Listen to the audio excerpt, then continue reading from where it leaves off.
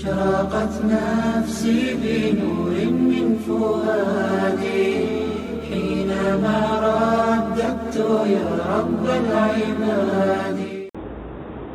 أعوذ بالله من الشيطان الرجيم. بسم الله الرحمن الرحيم. إلا الذين آمنوا وعملوا الصالحات وتواصوا بالحق وتواصوا بالصبر. صدق الله العظيم وصدق رسوله النبي الكريم. کامیابی کی بنیاد سورۃ العصر میں 4 چیزیں بتائی گئیں. نمبر 1 اللہ پر ایمان لانا، نمبر 2 عمل صالح کرنا، اور نمبر 3 ہے تواصی بالحق، اور نمبر 4 ہے تواصی بالصبر.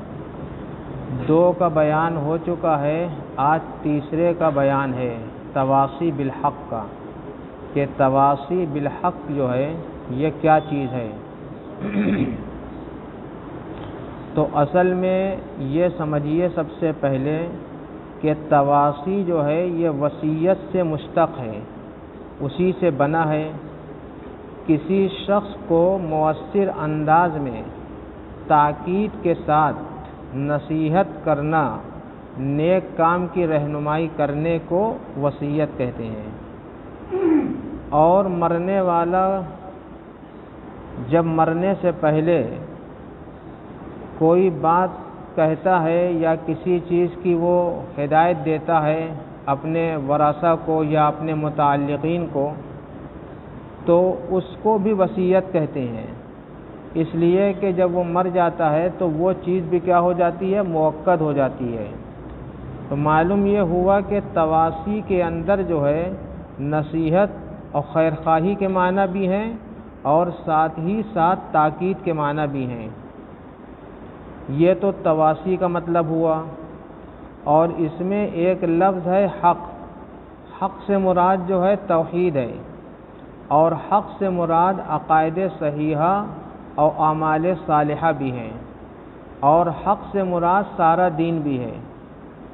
تو معلوم یہ ہوا کہ تواصی بالحق یعنی ایک دوسرے کو صحیح عقیدے کی، اور ایک دوسرے کو صحیح عمل کی، اور ایک دوسرے کو توحید کی، اور ایک دوسرے کو پورے دین پر چلنے کی دعوت دیتے رہنا چاہیے. یہی ہے تواصی. اور تواصی چونکہ باب مفاعلت سے آتا ہے، اس کا مطلب یہ ہوتا ہے کہ ایک دوسرے کو دعوت دیتے رہیں. ہر شخص جو ہے ایک دوسرے کو دعوت دیتا رہے. اور صحابہ کی یہ عادت تھی کہ وہ ایک دوسرے کو دعوت دیا کرتے تھے.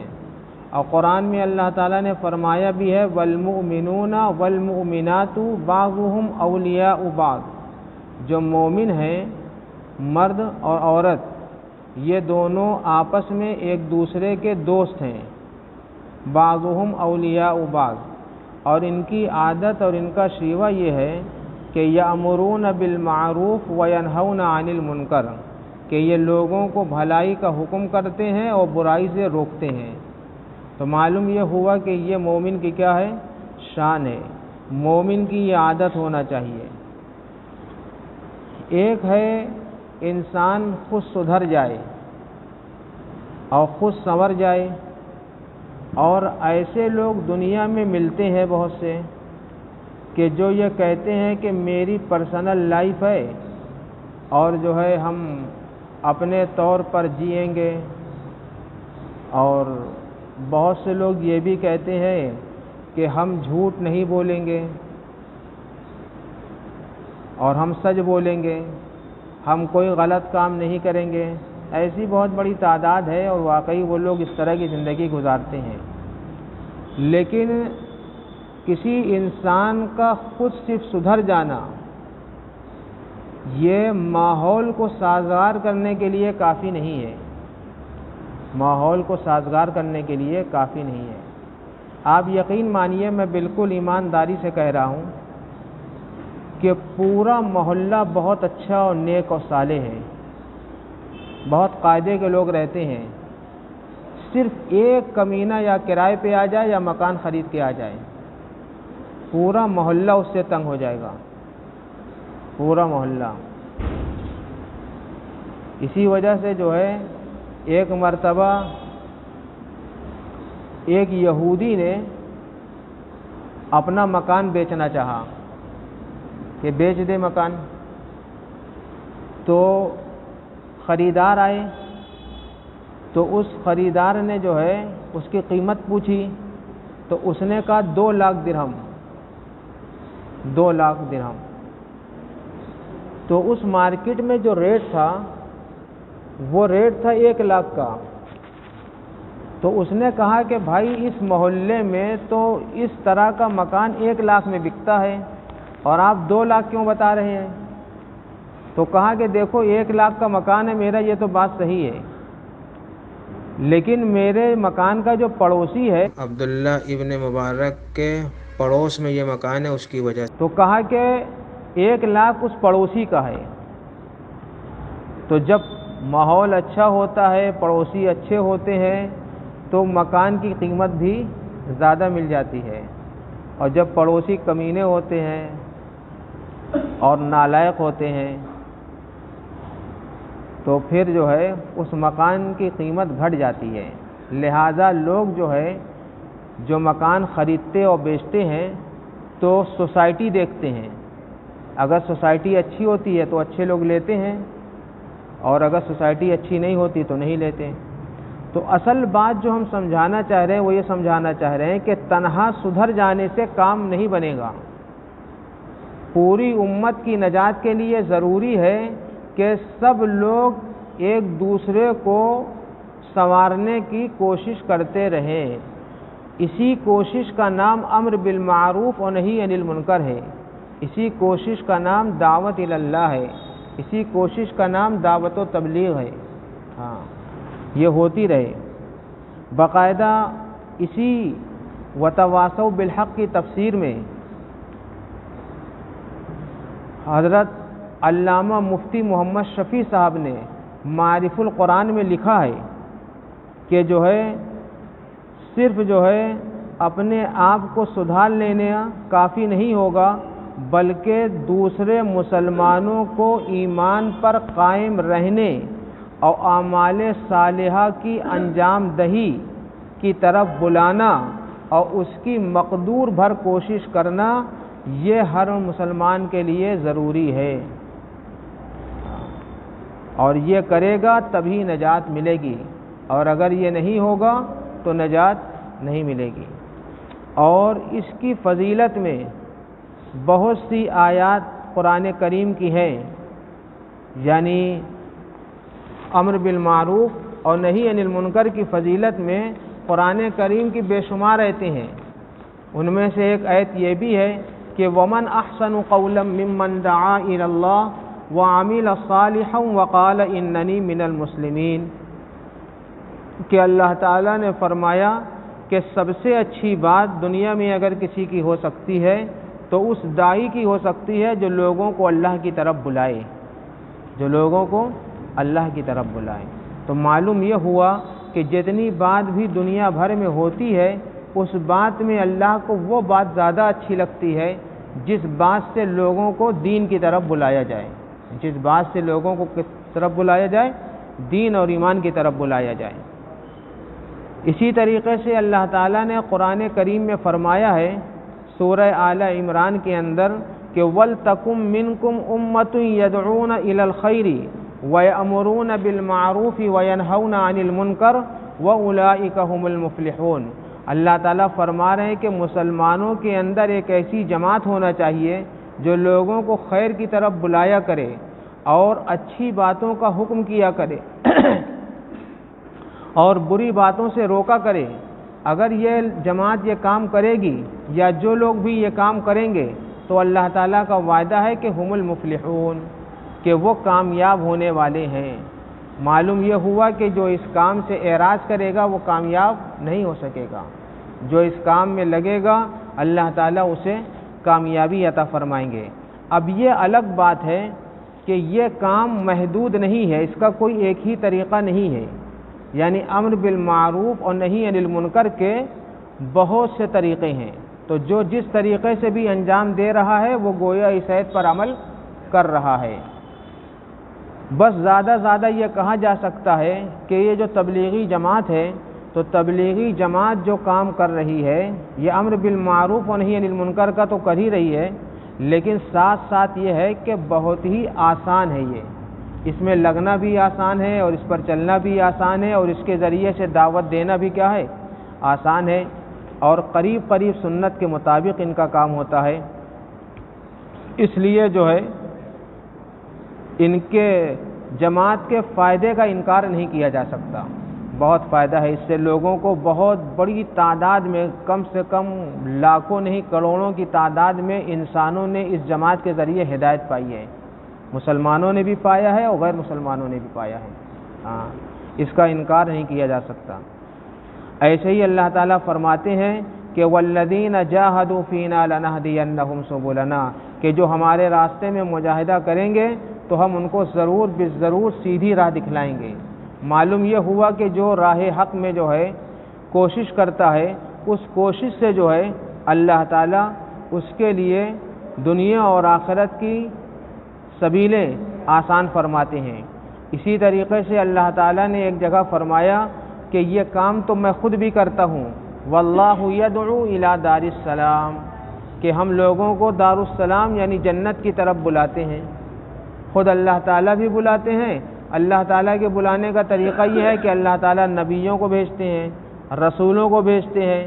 نبی اور رسول یہ کہتے ہیں کہ میں تمہاری طرف نبی بنا کر بھیجا گیا ہوں، جیسے کہ اللہ کے رسول نے فرمایا قل یا ایھا الناس انی رسول اللہ الیکم جمیعا، کہ آپ کہہ دیجئے کہ اے لوگوں میں تمہاری جانب اللہ کا پیغمبر اور رسول بنا کر بھیجا گیا ہوں۔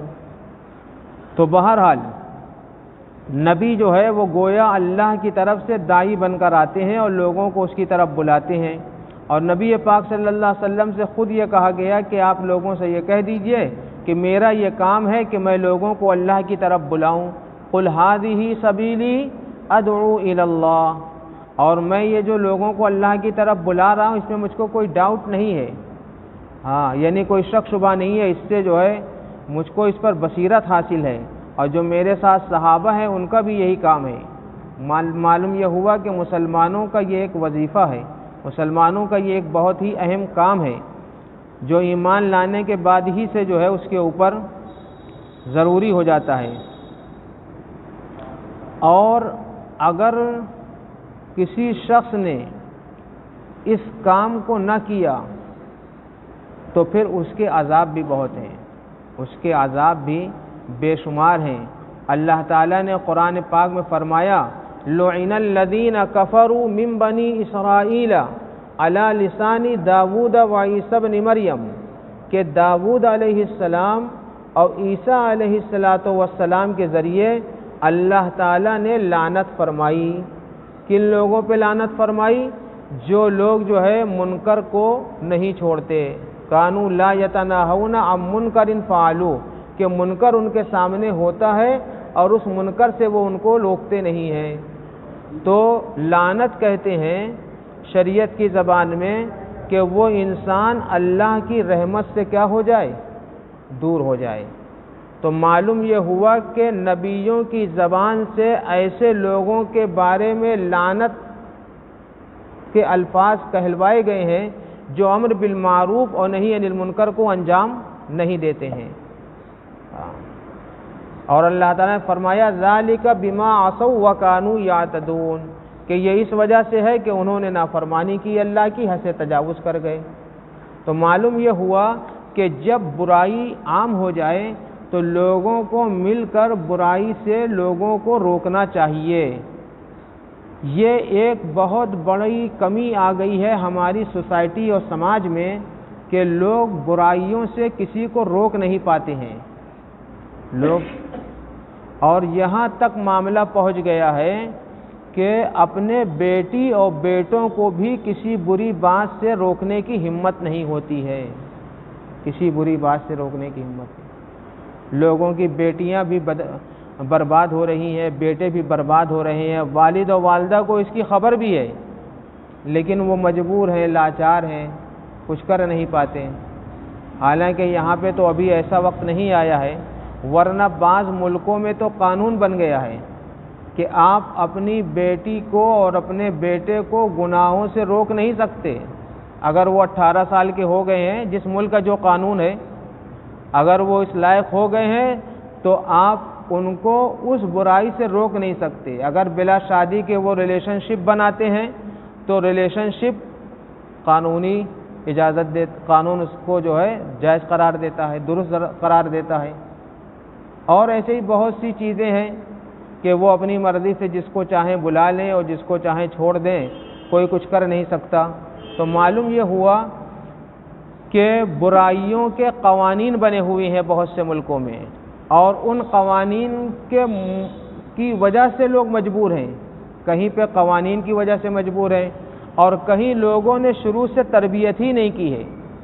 تو بہرحال خلاصہ یہ ہے کہ امر بالمعروف اور نہی عن المنکر یہ اسلام کا ایک بہت ہی بڑا اور بہت ہی اہم شعبہ ہے۔ اس شعبے سے ہم لوگ بہت زیادہ غافل ہیں، بہت زیادہ۔ اور مسجد میں لوگ آ جاتے ہیں، غلطیاں کرتے ہیں، لوگ ان کو روکنے والے نہیں ہیں، سمجھے آپ؟ اور اب تو معاملہ آگے بڑھ گیا ہے، بہت اتنا آگے بڑھ گیا ہے کہ جو لوگ قوم کے مقتدی ہیں ان سے غلطی ہو رہی ہے تو پبلک یہ کہہ رہی ہے کہ ہم کیا کریں؟ اب امام صاحب اگر غلطی کرے تو مقتدی کیا کرے؟ وہ سبحان اللہ اللہ اکبر کہہ کے لقمہ ہی تو دے سکتا ہے، بس اس سے زیادہ کیا کرے گا؟ تو بہرحال حدیث پاک کا مفہوم ہے کہ اگر تم میں سے کوئی برائی دیکھے تو اس کو چاہیے کہ وہ اپنے ہاتھ سے اس برائی کو روک دے، اور اگر اتنی طاقت نہ ہو تو کم سے کم اپنی زبان سے روک دے، اور اگر اتنی بھی طاقت نہ ہو تو کم سے کم اپنے دل میں یہ یقین کرے، یہ خیال کرے کہ یہ کام برا ہے۔ اگر سماج کے لوگ اس بات کو برا نہیں سمجھتے ہیں تو اللہ کے عذاب کا انتظار کریں، اللہ کے عذاب کا انتظار کریں۔ کتنی زبردست یہ حدیث ہے اور کتنا زبردست یہ واقعہ ہے کہ قرآن وہ حدیث شریف میں ہے کہ حضرت جبرائیل سے یہ کہا گیا کہ فلاں بستی کو پلٹ دیجئے، تو انہوں نے کہا کہ یا اللہ اس بستی میں آپ کا ایک نیک صالح بندہ بھی رہتا ہے، یعنی جو آپ کی عبادت کرتا ہے، کوئی برائی نہیں کرتا، ہر طرح کی بھلائی کرتا ہے۔ تو اللہ تعالیٰ نے فرمایا کہ بستی کو پلٹنے کی شروعات اسی شخص کے گھر سے کرو، اسی شخص کے گھر سے کرو، کیونکہ خدا کا دین مٹ رہا ہے اور اللہ کا حکم ٹوٹ رہا ہے، چھوٹ رہا ہے، اور اس خدا کے ولی کو احساس بھی نہیں ہے۔ یہ دھرتی پر خدا کا ولی بنا ہے، اس کو تو اس لیے بھیجا گیا تھا اور اس کو یہ کہا گیا تھا کہ تم تو دوسروں کو دین کی دعوت دو، دین کی اشاعت کرو، اور تمہارے کرتوت سے دین کی اشاعت جو ہے محدود ہو جائے، دین کی اشاعت بند ہو جائے۔ لہذا اسی کے گھر سے جو ہے اللہ کا عذاب نازل ہوا، اسی کے گھر سے اللہ کا عذاب شروع ہوا، اور سارے لوگوں کے ساتھ اس کے گھر کو بھی پلٹ دیا گیا۔ حدیث پاک میں ہے کہ نبی پاک صلی اللہ علیہ وسلم نے ایک زبردست جملہ ارشاد فرمایا ہے، وہ جملہ جو ہے سب کو یاد کرنا چاہیے۔ عربی میں ہے الا کلکم راعٍ وکلکم مسئول عن رعیتہ، جس کا ترجمہ اردو میں ہے کہ سنو، بے شک تم سب کے سب نگہبان ہو اور تم سب سے اپنی رعیت کے بارے میں پوچھا جائے گا۔ ایک امام اپنی مقتدیوں کے بارے میں پوچھا جائے گا، ایک امام سے، اور ایک استاد سے اس کے طالب علم یعنی ٹیچر سے اسٹوڈنٹس کے بارے میں پوچھا جائے گا، مالک سے غلاموں کے بارے میں پوچھا جائے گا، ماں باپ سے اولادوں کے بارے میں پوچھا جائے گا، مقتداؤں سے جو ہے مقتدیوں کے بارے میں پوچھا جائے گا، یعنی ہر ایک سے ہر ایک کے بارے میں کیا کیا جائے گا؟ پوچھا جائے گا، سوال کیا جائے گا۔ ہاں مولانا علی میاں رحمۃ اللہ علیہ بڑی اچھی بات کہتے تھے، جو سیاست پہ بھی فٹ آتی ہے اور مذہب پہ بھی فٹ آتی ہے۔ بہت اچھی بات انہوں نے اپنی کتاب میں کہیں لکھی ہے، لکھا ہے کہ اگر جیب قطرے کو جو دل کا حریص اور لالچی ہے اس کو اگر ملک کی چابی تھما دیا جائے گا تو وہ تو بچپن سے چور تھا، تو جب ملک کی چابی پائے گا تو قانونی چوری کرے گا۔ سمجھے آپ؟ جیب قطرے کو اگر آپ جو ہے ملک کی چابی دے دیں گے تو لوگوں کا جیب کاٹے گا۔ یہی حال مذہب کا بھی ہے، اگر کسی بخیل، کنجوس، غریب، دریدر انسان کو آپ اپنا پیر بنا لیں گے تو وہ آپ سے بہانے سے پیسہ لوٹے گا، زمین ہڑپ کرے گا۔ سمجھے آپ؟ اس لیے بہت سوچ سمجھ کے اپنا پیر بھی بنانا چاہیے اور اپنا امیر بھی بنانا چاہیے اور اپنا صدر وزیر اعظم بھی بنانا چاہیے۔ آپ کی نوٹ بھی قیمتی ہے، ووٹ بھی قیمتی ہے، ہر چیز کا جو ہے لحاظ کرنا چاہیے۔ تو بہت سے ایسے ولی ہیں۔ ایک آدمی تھا، معلوم ہونا چاہیے آپ کو کہ جو ہے اس نے کسی جگہ چوری ڈکیتی کرتا رہا اور پھر جا کے کسی گاؤں میں اللہ کا ولی بن گیا، بہت بڑا ولی بن گیا، بہت بڑا۔ اور جب وہ اللہ کا بہت بڑا ولی بن گیا تو کسی نے کسی سے کہا کہ ذرا اس کے مرتبے کا اندازہ لگاؤ۔ تو ولیوں کا مرتبہ اس زمانے کے دیکھا گیا تو کوئی مثال دے رہا ہوں، کوئی پہلے آسمان پہ تھا، کوئی دوسرے، کوئی تیسرے، کوئی چوتھے۔ تو جو ہے وہ کسی آسمان پہ نظر نہیں آیا، تو دیکھنے والے نے کہا اس کا بہت ہی اونچا مقام ہے۔ کچھ دن کے بعد چھاپا پڑا، پولیس پکڑ کے لے گئی تو معلوم ہوا کہ یہ فلاں جگہ چوری کر کے آیا تھا اور یہاں اللہ کا ولی بن گیا تھا۔ سمجھے آپ؟ تب لوگوں کو معلوم ہوا کہ اسی وجہ سے اس کا کسی آسمان پہ پتہ نہیں چلا، کیونکہ وہ تھا ہی نہیں اس صف میں، وہ اس صف میں تھا ہی نہیں۔ انسان کو جب اللہ تعالیٰ سچا یا جھوٹا ولی بنا دے، پیر بنا دے، عالم بنا دے، مفتی بنا دے، کچھ بھی بنا دے، تو اس کو اس کا خیال رکھنا چاہیے۔ اورنگزیب رحمۃ اللہ علیہ کے بارے میں مشہور ہے کہ انہوں نے جو ہے، ہمارے ایک دوست ہیں، انہوں نے قصہ سنایا تھا کہ جو ہے وہ بہروپیہ تھا جو شکل بدل دیتا تھا، تو اورنگزیب نے کہا کہ جس دن ہم تم کو پہچان نہ سکیں گے اس دن تم کو انعام دیں گے۔ وہ طرح طرح کی شکل بدل کر آتا تھا اور جو ہے اورنگزیب رحمۃ اللہ علیہ ان کو پہچان لیتے تھے، تو انعام سے وہ محروم ہو جاتا تھا۔ تو اس کو معلوم ہوا کہ 3 مہینے کے بعد جو ہے یا 6 مہینے کے بعد اورنگزیب رحمۃ اللہ علیہ فلاں شہر سے گزرنے والے ہیں، تو اس نے اپنا 6 مہینہ پہلے سے جا کے ایک چھوٹی سی جو ہے جھوپڑی بنائی اور وہاں پہ خدا کا ولی بن گیا، اللہ کا ولی بن گیا۔ لوگ پانی پھکوانے آنے لگے، بیعت ہونے لگے اور جو ہے پورا اس کا چرچا ہو گیا۔ اورنگزیب جب ادھر سے گزرے تو کسی نے اورنگزیب سے کہا کہ اللہ کا ایک ولی یہاں رہتا ہے، اس سے ملاقات کر لیجئے۔ تو اورنگزیب ملنے گئے اور وہ شکل صورت ساری بدلے ہوا تھا، وہی بہروپیہ جو انعام لینا چاہتا تھا، تو اس کو پہچان نہیں سکے۔ تو اس کو انہوں نے بہت سے ہدایہ دینا چاہا تو اس نے ہدایہ کو ٹھوکر مار دیا اور نہیں لیا، اور پھر جو ہے کچھ دن کے بعد ان کے دربار میں کہا کہ میرا انعام دیجئے۔ تو پوچھا کیسا انعام؟ کہا کہ وہ جو وہاں پہ آپ انعام دے رہے تھے ایک اللہ کے ولی کو، وہ میں ہی تھا، اور آپ اس دن پہچان نہیں سکے، تو جب آپ نہیں پہچان سکے آپ سے وعدہ تھا کہ میں انعام کا مستحق ہوں۔ تو اورنگزیب نے کہا میں انعام تو دے دوں گا لیکن یہ بتاؤ کہ تم اس وقت کیوں نہیں لیے؟ کہنے لگا کہ میں نے اللہ کے ولیوں کی صورت بنائی تھی، ان کا لباس پہنا تھا تو میں نقلی ولی، اس میں کوئی شبہ نہیں، لیکن میرے دل میں یہ خیال آیا کہ اصلی جو اللہ کے ولی ہیں ان کو بدنام نہ کروں، زمین جائیداد لے کر اور پیسہ روپیہ لے کر اصل اللہ کے ولیوں کو بدنام نہ کروں۔ تو ایک نقلی ولی کا یہ حال ہے۔ اللہ تعالی ہم لوگوں کو دنیا کی محبت سے بچا لے۔ اب یہ ہے کہ آپ کو خود پہچاننا ہوگا، جیسے اپنے ڈاکٹر کا انتخاب کرتے ہیں ویسے اپنے پیر کا بھی انتخاب کریے۔ عورت سے پوچھا جائے گا اپنے شوہر کے بارے میں، اور اپنے شوہر کے گھر کی حفاظت کے بارے میں پوچھا جائے گا۔ اس طرح ہر ایک کے بارے میں ایک دوسرے سے سوال کیا جائے گا۔ لہذا یہ ضروری ہے کہ سماج کو سدھارنے اور سنوارنے کے لیے سب لوگ مل کے کیا کریں؟ کوشش کریں۔ قرآن نے کہا ہے کہ یا ایھا الذین آمنوا قوا انفسکم واہلیکم نارا، کہ اپنے کو بھی بچاؤ اور اپنے اہل و عیال کو بھی بچاؤ۔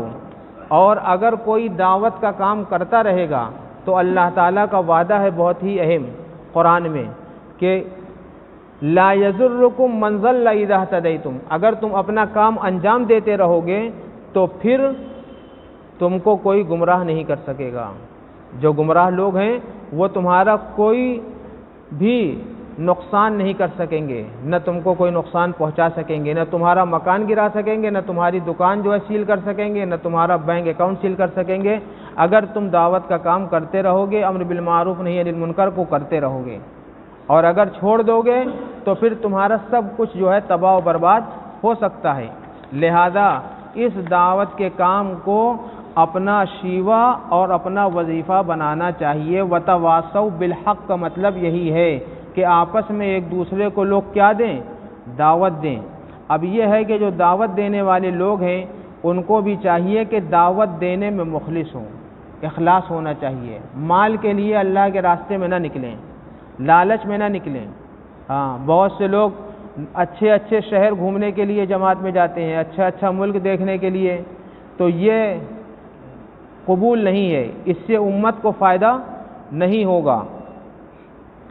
اور جو ہے دعوت کا کام کرنا چاہیے حکمت کے ساتھ اور خیر خواہی کے ساتھ، حکمت چاہیے، ہاں بہت زیادہ حکمت کی ضرورت ہے۔ اور اسی طریقے سے دن اور رات اس سلسلے میں محنت کرنا چاہیے، ہر حال میں محنت کرنا چاہیے۔ داعی کو اپنی سیرت اور صورت اور عادت میں لوگوں کے لیے نمونہ ہونا چاہیے۔ ہاں، جیسے ہم نے بتایا نا، امام اور پیر کو نمونہ ہونا چاہیے، عالم اور حافظ اور قاری کو، ایسے ہی جو ہے امیر جماعت کو بھی کیا ہونا چاہیے؟ لوگوں کے لیے ایک نمونہ ہونا چاہیے، تاکہ لوگ اس کو دیکھ کر جوق در جوق جو ہے جماعت سے جڑیں، دین سے وابستہ ہوں۔ اور سب سے بڑا جو کام ہونا چاہیے دین کی خدمت کے لیے وہ کیا ہونا چاہیے؟ وہ یہ ہے کہ اجرت نہیں لینا چاہیے۔ آج کل مولانا لوگوں کو دیکھا ہوگا آپ نے کہ بہت زبردست تقریر کرتے ہیں اور بڑی دور دور بھی جاتے ہیں۔ ہم خود بھی گئے ہیں بہت جگہ تقریر کرنے کے لیے، تو بہت دور دور جاتے ہیں، بہت تقریر کرتے ہیں اور بڑی زوردار کرتے ہیں، سمجھے آپ؟ اگر مائک ہٹا دیں تو بھی ان کی آواز جو ہے ہندوستان کے کونے کونے میں پہنچ جائے، ایسے چلانے والے بھی مقرر ہیں۔ لیکن ان کی اس آواز کا کوئی اثر نہیں ہوتا بغل میں بیٹھنے والے پر بھی، کیونکہ ان کا چلانا خلوص کے لیے ہے، خلوص سے نہیں ہے، وہ نذرانہ لیتے ہیں۔ بعض لوگوں کی فیس 50 ہزار ہے، 1 لاکھ ہے۔ اب بتائیے جو امر بالمعروف اور نہی عن المنکر کی فیس لے گا تو اس کے امر بالمعروف اور نہی عن المنکر میں کیا اثر ہوگا؟ حضرت مولانا شاہ ابرار الحق صاحب رحمۃ اللہ علیہ، میں ان کے مدرسے میں پڑھا ہوں، ان کا معمول یہ تھا کہ وہ دوسرے ملک میں جاتے تھے یا دوسرے شہر میں، تو اس سفر میں کوئی پیسہ نہیں لیتے تھے، حتیٰ کہ اپنے مدرسے کا چندہ بھی نہیں لیتے تھے۔ کہتے تھے میں امر بالمعروف نہی عن المنکر کے لیے آیا ہوں، چندے کے لیے نہیں آیا ہوں۔ ہاں، یہ کمال تھا ان کا۔ تو ایسا سفر اگر ہوگا تو مؤثر ہوگا، لوگوں پہ اثر پڑے گا، اور اگر خلوص کے لیے ہوگا تو خود کا تو فائدہ ہوگا لیکن قوم کا کوئی خاص فائدہ نہیں ہوگا۔ حدیث میں آتا ہے کہ جہنم میں ایسے علماء بھی ہوں گے کہ مطلب کہ لوگ جو ہے باہر سے دیکھ کے کہیں گے کہ ہم تو تمہاری تقریر سن کر یہاں آ گئے اور تم یہاں کیسے آ گئے؟ تو کہا کہ تقریر تمہارے لیے تھی، میرے لیے نہیں ہے۔ تو جو تقریر دوسروں کے لیے کرے گا کیا ہوگا؟ وہ جہنم میں گر سکتا ہے۔ اللہ تعالیٰ اس سے ہماری کیا فرمائے؟ حفاظت فرمائے۔ آخری چند باتیں سن لیجئے، وہ یہ ہے کہ امر بالمعروف اور نہی عن المنکر کے بہت سے فائدے ہیں۔ پہلا فائدہ یہ ہے کہ اللہ تعالیٰ داعی کا اکرام کرتے ہیں۔ دوسرا فائدہ یہ ہے کہ داعی کو ہدایت ملتی ہے۔ چوتھا فائدہ یہ ہے کہ ایمان میں اس کے اضافہ ہوتا ہے۔ اور 5واں فائدہ یہ ہے کہ اس کو دین پر استقامت نصیب ہوتی ہے۔ 6واں فائدہ یہ ہے کہ عمل صالح میں اضافہ ہوتا ہے۔ 7واں فائدہ یہ ہے کہ یقین کامل حاصل ہوتا ہے۔ 8واں فائدہ یہ ہے کہ اجر عظیم اور ثواب کثیر اس کو ملتا ہے۔ اور 9واں فائدہ یہ ہے کہ دینی معاشرہ پروان چڑھتا ہے۔ اگر دعوت کا کام چھوڑ دیا جائے تو پوری دنیا ایک دم انسانیت سے کنگال ہو جائے، یعنی انسان ڈھونڈنے سے نہ ملے گا۔ ہاں یہ سمجھ لیجئے آپ، یہ کچھ دعوت کا کام، کچھ مدرسے ہیں، کچھ اللہ والے ہیں، بے شمار اللہ والے ایسے ہیں نیک و صالح کہ جن کے طفیل اور بہت سے جو ہے نیک علماء کرام، جس کی وجہ سے ابھی دین کی کچھ رمق دمق دنیا میں باقی ہے، ورنہ بعض ممالک تو ایسے ہیں کہ وہاں نشان تک ختم ہو گیا ہے، نشان تک۔ آپ اندازہ لگائیے کہ بغداد اور کوفہ میں کیسے کیسے لوگ رہا کرتے تھے۔ ایک خود امام بخاری رحمۃ اللہ علیہ کے بارے میں آتا ہے کہ ان کے درس میں جو لوگ بیٹھتے تھے کبھی کبھی 3 لاکھ تک کا مجمع ہو جاتا تھا، اس زمانے میں جب کہ پبلک کم تھی، سمجھے آپ؟ اب تو پبلک میں بہت جلدی اضافہ ہو رہا ہے، سمجھے آپ؟ ہاں، تو اس وقت کا یہ حال تھا، اور وہ نہیں تھا، کیا کہتے ہیں، لاؤڈ اسپیکر نہیں تھا، تو امام بخاری کی آواز کو آخر آدمی تک پہنچانے کے لیے 300 400 مکبر ہوتے تھے، یعنی جو انہوں نے حدیث نقل کی پھر وہ دوسرا نقل کرتا، پھر تیسرا، پھر چوتھا، پھر 5واں، لیکن نام و نشان مٹ گیا۔ ہاں لوگ 10واں فائدہ یہ ہے کہ سماج سے گندگی دور ہوتی ہے۔ سماج سے کیا دور ہوتی ہے؟ گندگی دور ہوتی ہے۔ اس لیے میں آپ سبھی لوگوں سے یہ مطالبہ کرتا ہوں کہ کم سے کم جو ہے یہ جو دعوت کا کام ہو رہا ہے اس کا کسی نہ کسی انداز سے ساتھ دیں اور اس کے ساتھ جڑیں، اور ایک کام اور کیا کریں کہ اپنے گھروں کے اندر کتاب کی تعلیم کریں، کسی بھی کتاب کی تعلیم کریں، جو کتاب آپ کو اچھی لگے، جس کتاب میں آپ کو فائدہ نظر آئے، سمجھے آپ؟